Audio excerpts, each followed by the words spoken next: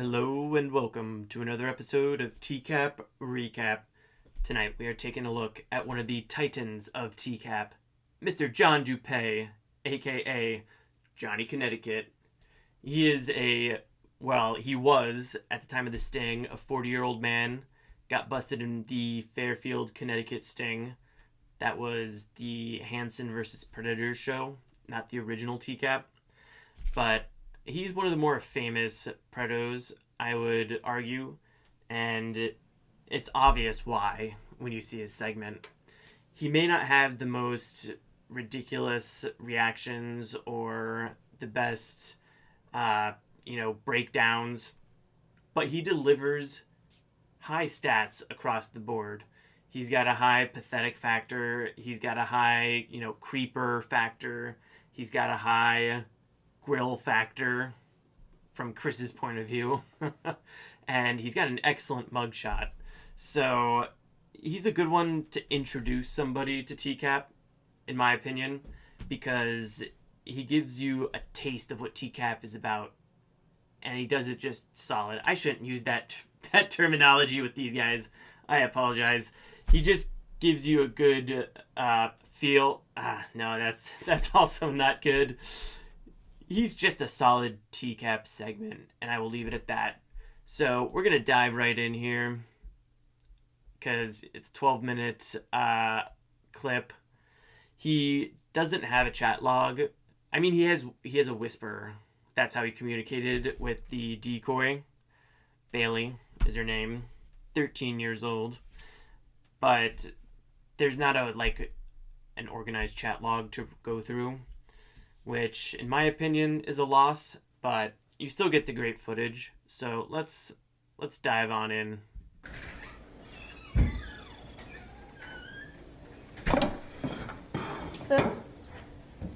Hey, what'd you bring? What did you bring? Presents. He's just rude as fuck walking in the door, looking at his phone. I get the feeling that he's trying to appear cooler than he is. Like, oh, I'm so important that I gotta be on my phone when I walk in the door and ignore you entirely. But mixed in there is definitely some shame because you'll see he's got pretty bad teeth and he's just not overly presentable right now. He has combed his hair, the thinning hair, pretty well, but he has more gel than hair on top of his scalp. And he's got this outfit direct from 1995, and he made sure to wear his cross to his date to rape a child. Ugh, John, you're a walking contradiction, man. A child predator and a Christian that wears a visible cross. I guess that's not much of... the Catholic Church has had its problems, as we all know, with this exact kind of thing. But that is for another future segment someday. Let's keep going. Here's Bailey, otherwise known as Nervous Nelly, the actress. She is one of the top-rated TCAP actresses, it seems. Almost everybody has her up there at the top or near the top. And she does do a great job.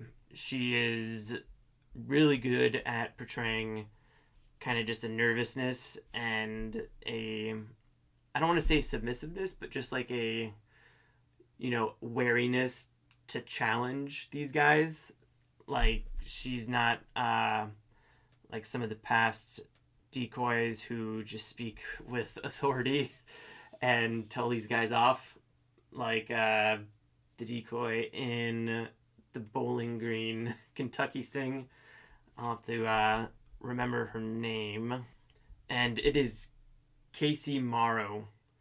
Yes, I did not remember that. I had to look it up. But she's a great decoy too, but she just has some authority in her voice, and she just expresses a comfort in these guys' presence that they probably didn't expect necessarily, because the chat log decoy is usually much more submissive. But Johnny Connecticut here, he is going to fall in love with this girl first sight, and he's going to overplay his hand. He goes in for the hug, and that is the wrong move to make.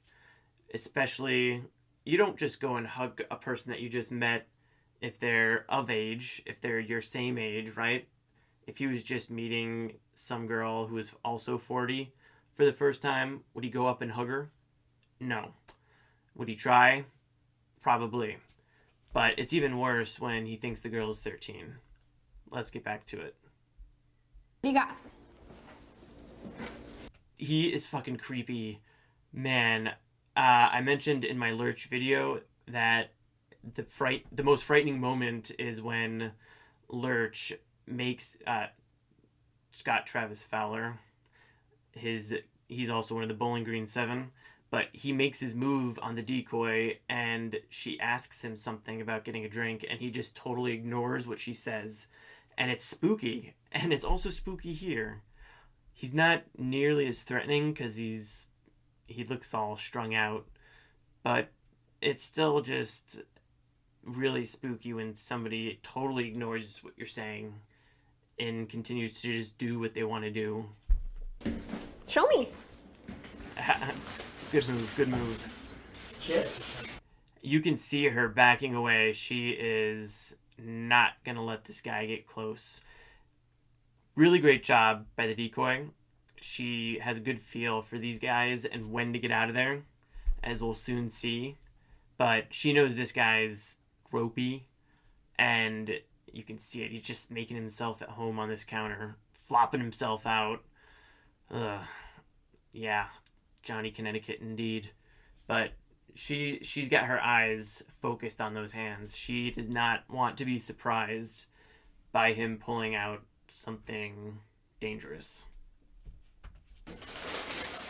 Nice.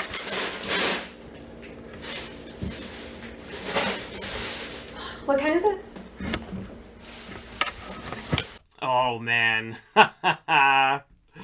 He's thinking, I got this girl in the palm of my hand. Johnny Connecticut's getting laid. Little does he know. He's got one final trick up his sleeve here. Thank you. It's so nice to finally see you. What's up? This is crazy. Are you nervous? Yeah, I'm really nervous. Now he's covering his hand, or he's covering his mouth with his hand because he doesn't want her to see his teeth. You can notice the amount of gel in his hair now. Just pasted on there. Oof. Why? I don't know, I've never done this. Have you? No. So what do you want to do? A hug? So before he goes in for this, which is one of the best moments of the clip, he's trying to make her feel bad for being nervous. Why are you nervous? Why? I'm just a strange 40-year-old man who you've never met showing up in your house. Nothing to be nervous about, Bailey. So he's manipulative. He becomes a sad sack when Chris gets him on the ropes, but he's definitely a preto, that's for sure. I don't know. Ooh. Hey, boo.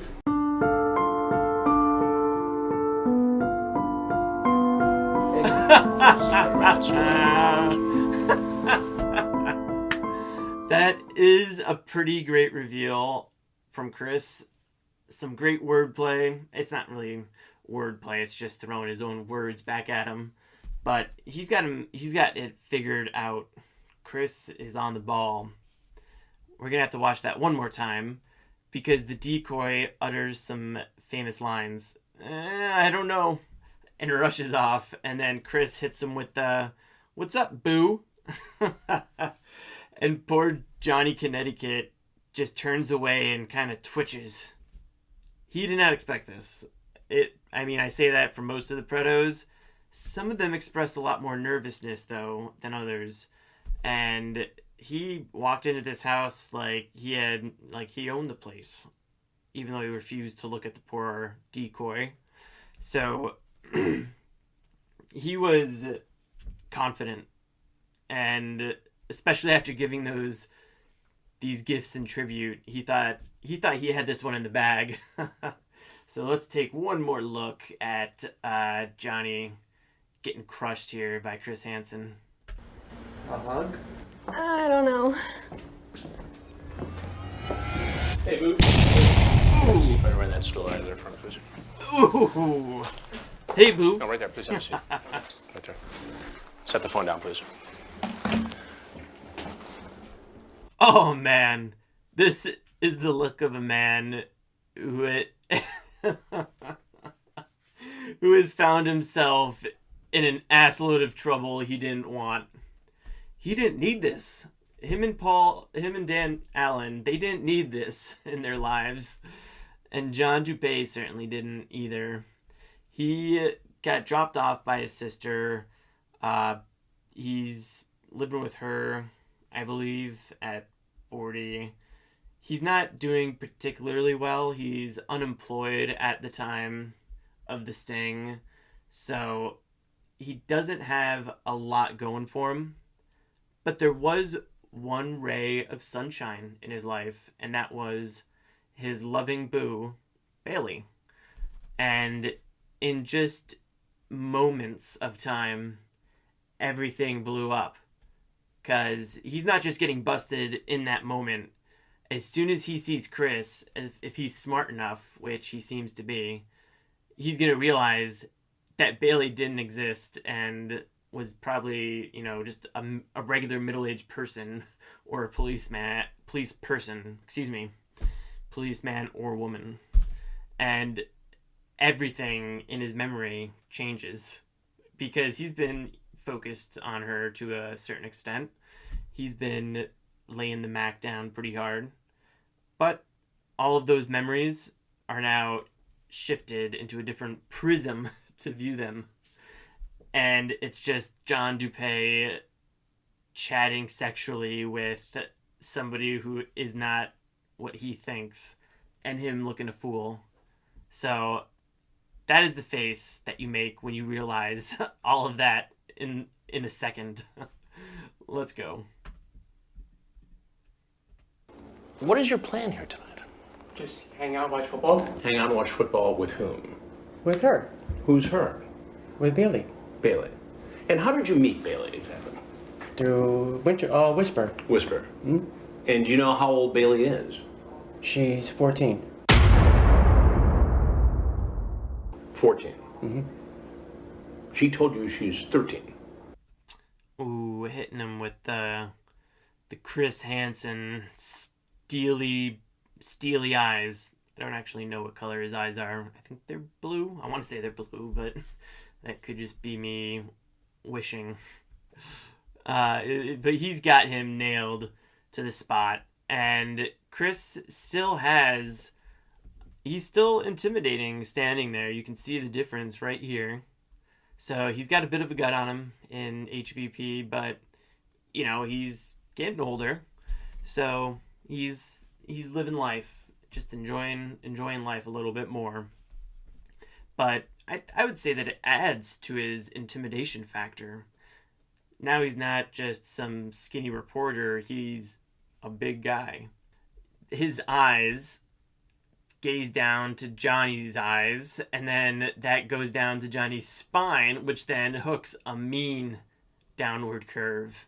That is some terrible posture, and it just looks like it hurts. Ugh, it just looks painful. So, yeah, Johnny, he starts sweating. He quickly starts sweating as he realizes the jig is up. My life has changed. 14. 14. Mm-hmm. She told you she's 13.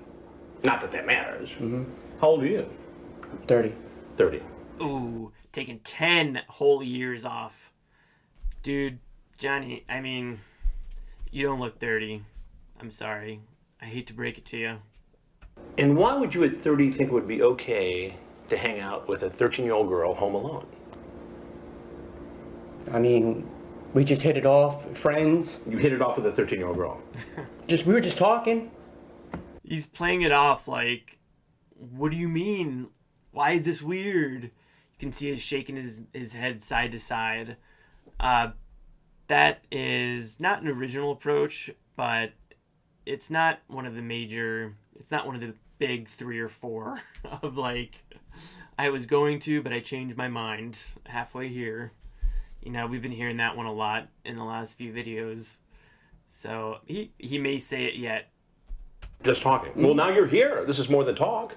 I know, but This stance right here is something he made sure to bring back from his TCAP days.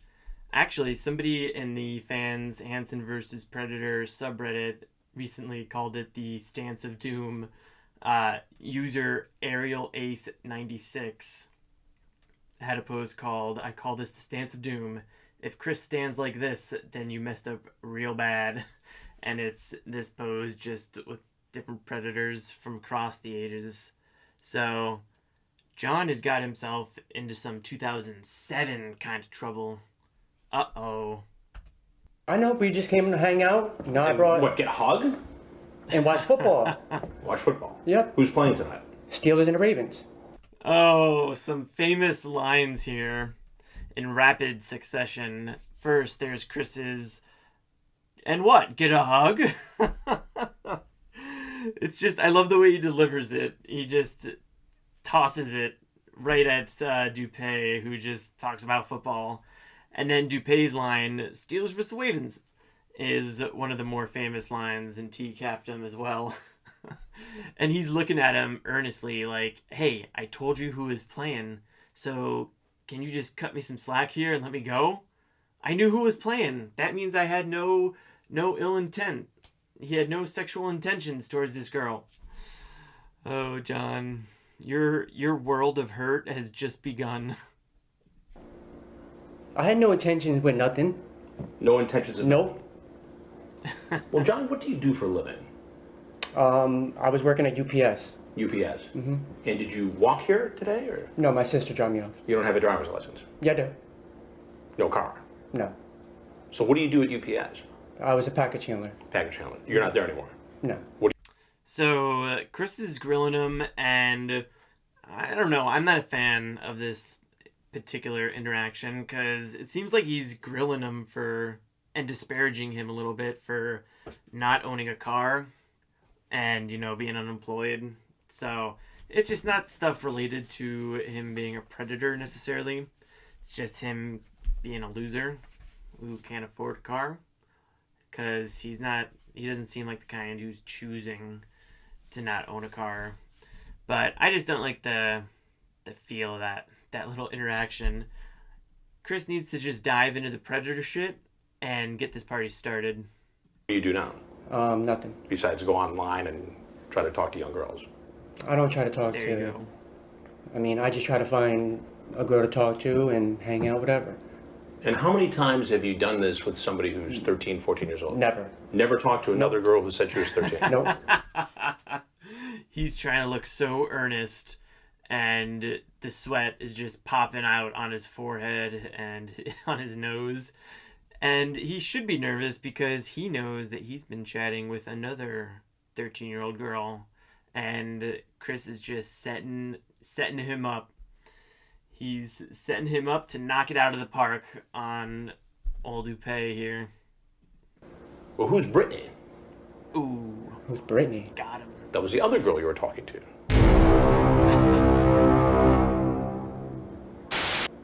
What was this? Within the last few weeks? Chris just letting the silence draw out, and it's bright to us. These lights are bright to us. I imagine they must be damn bright in this spot right here, because they need to have it lit up for the best, you know, for the cameras. So that silence must have just gone on for eternity for John Dupee as he sits there under the hot lights trying to like figure out what he lied about and who he was talking to. He might have been talking to like 6 underage girls, and this was just one of them, one of the secondary ones, Brittany. So you say to Bailey on Whisper that you're 30. How old are you? She says 13. He looked like a little goblin there, but you can see the sweat beaded on his forehead. Like, when he looks over here, it just strikes me as goblin-like somehow. He's got kind of pointy ears almost. It just shifts his face for a moment. But the sweat is popping out those pores. That you're 30, how old are you? She says 13. You say, you're not 13 in that pic? Yes, I'll be 14 next month. That's pretty clear. You remember that, right? Yeah. Mm-hmm. You do. He's got you. Ooh. And later, Johnny looking defeated. I like his attempt to just say, no, you're not 13 in that pic, because he actually was, I mean, assuming they used pictures of Nervous Nelly, she wasn't 13 in the pictures because she's like, I think she's 19 years old. So he would have been right, even though he's now being led to believe that he's wrong, which he is in a moral sense, if not a technical sense. you tell her, I would love to be the first guy to make you blank if you wanted me to, and I wanted to. Feel me inside you, baby. Some more golden lines there. The old, if you want to and if I want to, as if him wanting to is even a question. It's more like he just tacked it on the end there because he realized, oh shit, I just clearly propositioned a 13-year-old girl. Better walk that back a little bit. It's too late though. Too late, Dupee. And then he just dives right in and says, baby, I want you to feel me inside you, or whatever. Just raunchy shit. As raunchy as it ever was in 2007. Has that line ever worked for you before? No. Then why do you do that now? There was no, I mean, Well, what am I to make of this? there was no intentions made by it. That shows clear intent. It does, and John Dupee is still not offering up any argument or any counterfactual elements to Chris for his behavior. He's not saying that, oh, I thought she was 18, even though she said she was 13, because all the other 13-year-old girls I met up with turned out to be dudes, like Dan Allen so famously said. Or just anything whatsoever. Saying that he was here to meet her aunt, her name was Adriana. You know, he can't just sit here and say, I had no intentions of nothing, because you you threw in the towel on that argument as soon as you said those words in whisper, Johnny.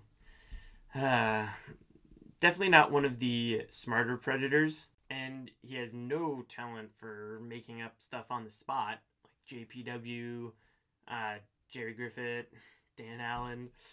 No, he just is sitting there stumped right now. We'll see if he has any strategies in that noggin of his. I want you to feel me inside you. What did you mean by that exactly? Oh man, the sweat just pouring out. And then you talk about that you and a bunch of people snuck into a mansion and partied for days. Where was that mansion? That was a while ago. How long ago? Maybe 8, 9 years ago. Oh, so it was a long time ago. Yeah. The mansion story, they partied in like a house that was for sale or some shit.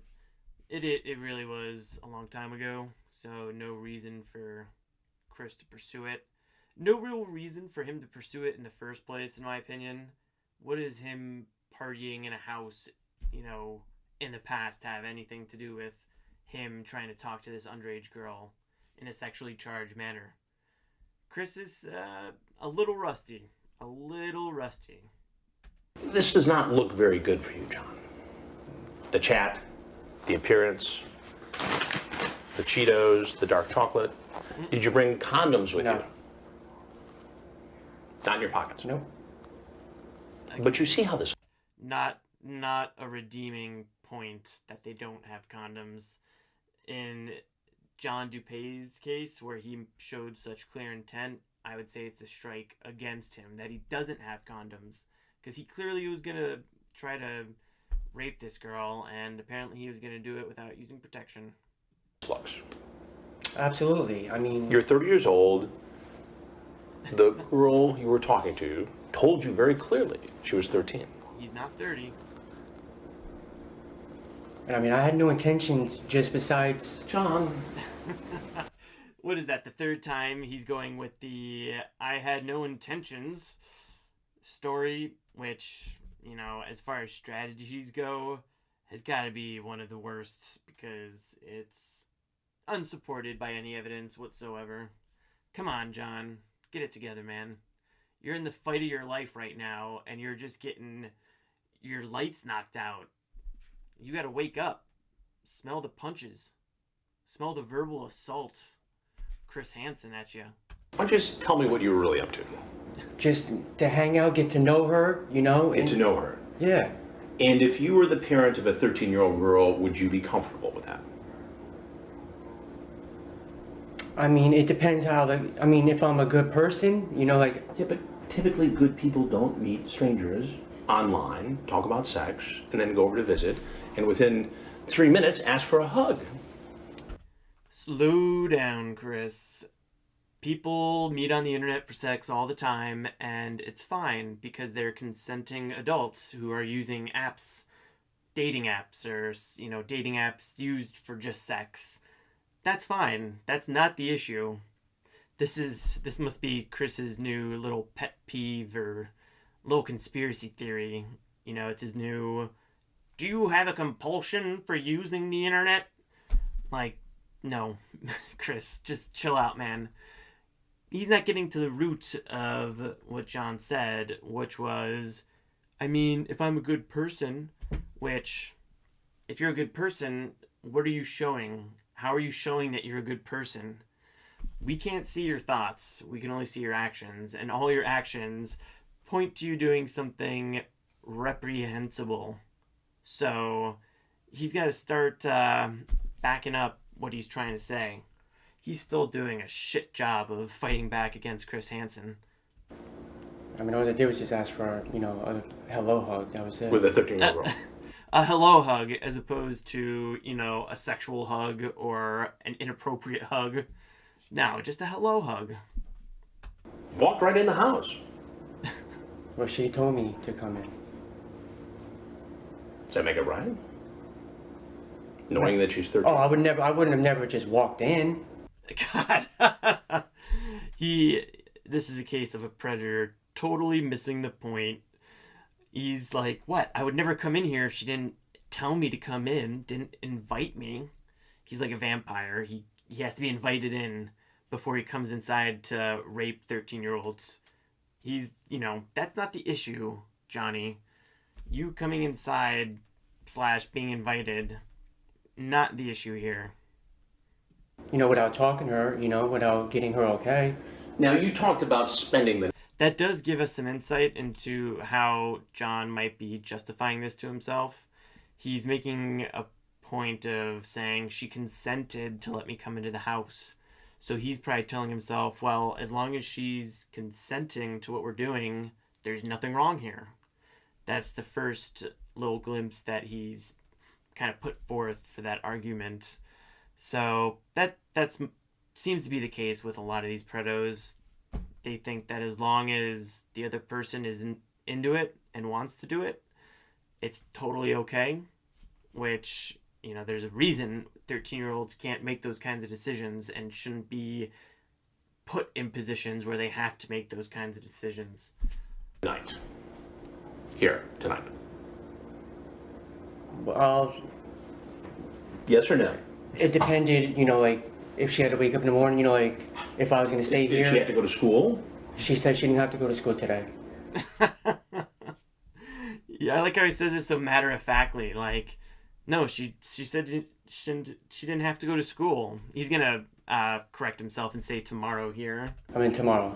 He just says it like, dude, she didn't have to go to school tomorrow, so yeah, maybe I would sleep over.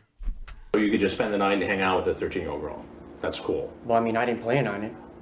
You talked about it. I mean, I was gonna leave after the football game. Unless you spent the night. No, I didn't plan on spending the night. He did plan on spending the night because she didn't have school tomorrow. Well, you talked about having cannolis, a little dinner. Yeah. Sounds like you were going to have a special little night with your 13-year-old date. You know, just come over, have some cannolis, some snacks, watch the football game. Who's ringing you up? My cousin. Your cousin. Yeah. What does your cousin want? Does your cousin I know don't that about you're... that. I don't know about that. Maybe he's trying to delete some messages real quick now that he has the chance. I also liked Chris's sarcastic, sounds like you were going to have a nice little date. A special little night with your 13-year-old date. He's sassier in HVP. He's got more of a wit to him. It's not as full-on, like, interrogation. He's playing fast and loose and cracking jokes at their expense. He's the new Chris Hanson, that's for sure. A new decade, a new Chris Hanson. Coming to visit a 13-year-old girl tonight? No. Your sister? He's got these giant spider hands with this little tiny phone. Yeesh. Keep those away from anybody underage. No, she knows that I was just coming to hang out with a girl. So what would your sister think if she knew she was dropping you off at the home where a 13-year-old girl was alone? Think she'd be cool with that? I mean, she probably would say, just don't do it, don't do anything stupid, Don't do anything stupid. Right. It seems like you've already done that. Yeah, Johnny, stop with the bullshit. Your sister would definitely not say, oh, go ahead, honey. Go ahead on the date with the 13-year-old in her house by herself. Just don't do anything stupid. I know you. You've never done anything stupid in the past, so you won't do it now. No. Bullshit. She's probably worried about him, that he's gonna, relapse or do meth with somebody. She might be nervous right now that he's hanging out with some girl, thinking that it's a girl his own age, but a drug user.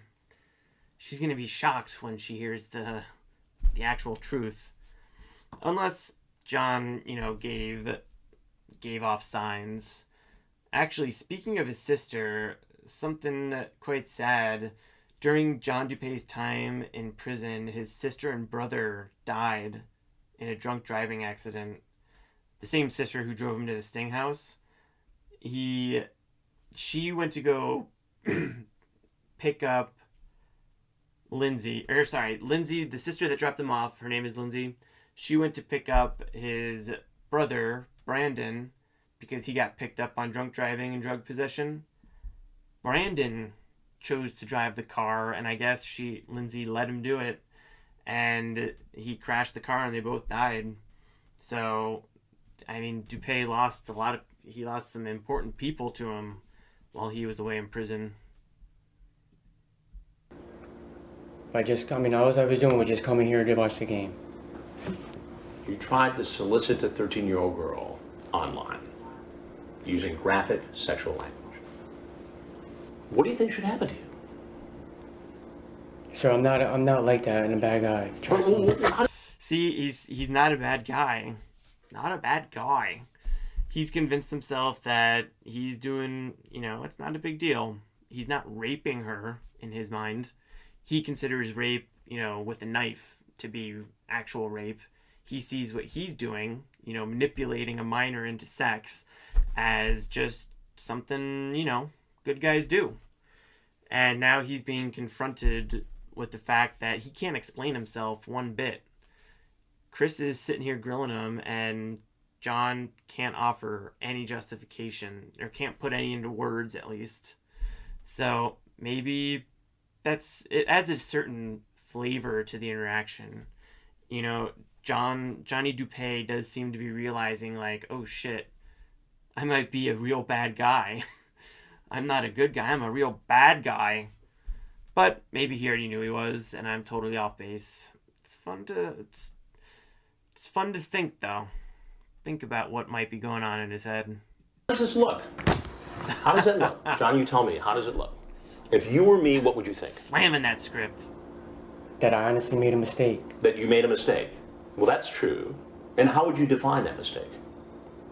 Not to talk to girls like online. Another instance of predators totally missing the point. He is he's bullshitting us. He has to be. That's definitely not the point. He can talk to all the girls he wants on the internet as long as they're of legal age, and preferably, actually older than the legal age, because he shouldn't be dating 18, 19, 20-year-olds. He should, find some girls within his own age range. I know I've mentioned it before, like people dating with big gaps between their ages. Some 40-year-olds might be able to date 18-year-olds. Who am I to say? But this 40-year-old right here, Johnny Connecticut, he should not be around them at all. Or try to come over and have sex with them. I wasn't trying to come over and have sex with her. John, do you want me to read it again?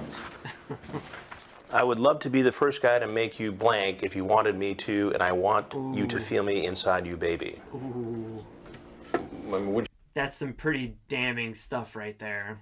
That's some pretty damning stuff. And you know that Chris was excited to read it again for a second time. He loves to do that. He'll do it again for you, Johnny. What do you mean by that? Sounds like sex to me. I was just playing with her, Just playing with her. not playing with her, but, just seeing like where she was, She was 13. What? I don't even know what to make of that. Just seeing where she was. Johnny's still floundering pretty badly. I never had sex with her. I didn't plan on coming here to have sex with her. Tonight, because I walked in. And I didn't plan on it. You didn't plan on it? Come on, you talked about it. Like, that wasn't my intentions. I talked to her all day today about just coming over, watching the game, and just hanging out. We're back to the intentions. Johnny, at least switch it up, man. Say that wasn't my, plans. That wasn't what I was gonna do. Stop saying it wasn't your intentions. You're just gonna be boring. Salads.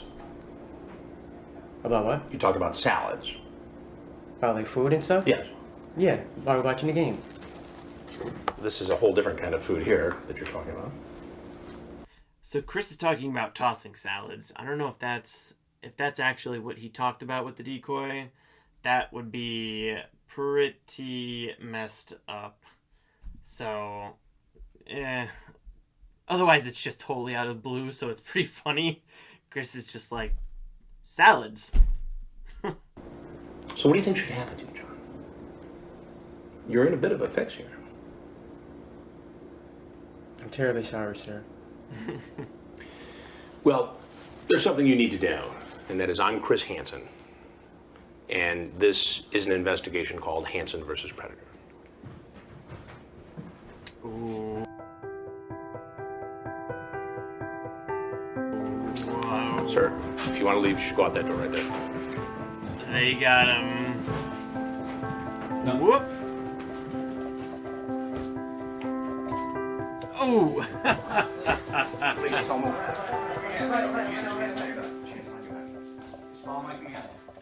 So John walked right into the nest of cops, and they all swarmed out on him, and he did not want this heat at all. His night just keeps on getting worse.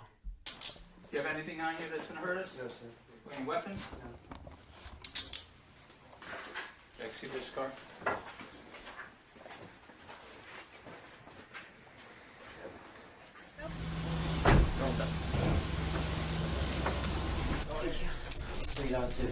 Yep.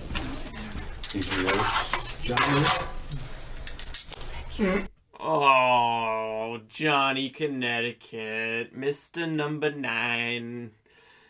This shirt, legendary shirt. Gotta get my hands on one somehow. Through eBay, maybe. But this is another classic face right here. That's a good one. That is a sad why do you man. think you're here? Sad because he got caught not sad because he's, a shitbag. So I'm not willing to give him the benefit of the doubt that he just suddenly magically realized what he did was wrong. I don't know about that. Because I went to that house. And how did you learn about that house? By talking to that girl. Do you remember what the girl's name is? Bailey. Mm-hmm. I guess we can see right now, is he going to take responsibility for what he did and that it was wrong? Or is he going to say the same shit to the cops? I had no intentions of doing anything. He already signed away his right to a lawyer, apparently. Not a good move. Let's see what he's got to say for himself. And how were you talking to Bailey? Were you talking on the phone? Both. Like actual voice-to-voice conversations? Mm-hmm. Okay. Hello? Hi. Hey, boo. Hi, baby. What you doing? What are you doing? Nothing. What are you doing? I'm just waiting for you.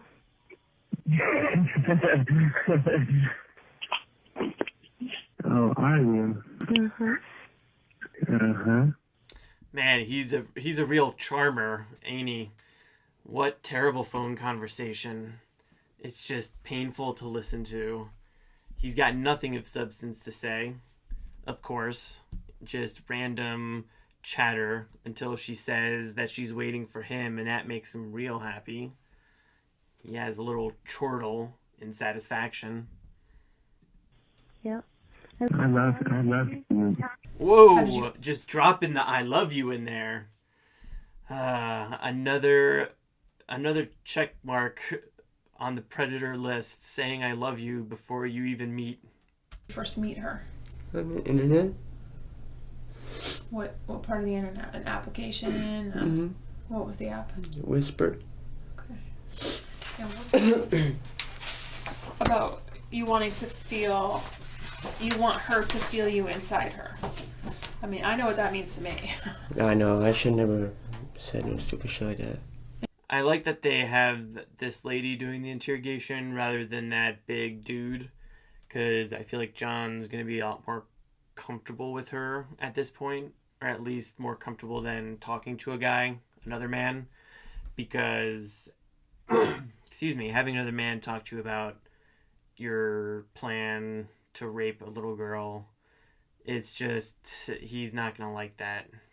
John is not going to like that. So she's gonna cozy up to him and play the good cop. And you're talking about wanting to make her calm. I know. That was just all. What did you think that, what is she supposed to read from that? Well, honestly, when I was talking to her, I was hoping that there was a chance that, that it was just... Was he going to say, hoping that she was 18 and just pretending to be 13? That would be a ballsy thing to say. I don't even know why I said that to her. Yeah. Alright, let's stand up. I'm gonna stand up and turn around. Oh, and the tears, the waterworks turn back on. So that's John Dupee. And I know I've been pronouncing it wrong according to Chris Hanson's podcast. Apparently it's pronounced John Dupee. Johnny Dupee. And that actually makes more sense as to why he would come up with a nickname like Johnny Connecticut, because Johnny Dupee just doesn't sound very good. It just, I don't know, something doesn't roll off the tongue right. But to me, he will always be John Dupee, because that's what Chris called him originally, and that's how I heard it originally. So I'm going to keep it that way. But that ends his segment. I just want to thank you if you made it this far. I really appreciate the support, the views, subscribing if you want. No pressure there. But I'll keep putting these out as long as I can. I really enjoy doing them. We still have another 12 left in the 30 days of 30 predators, so I'll be occupied for at least the next 12 days. Anyways, thanks again, and I will catch you on the flip side.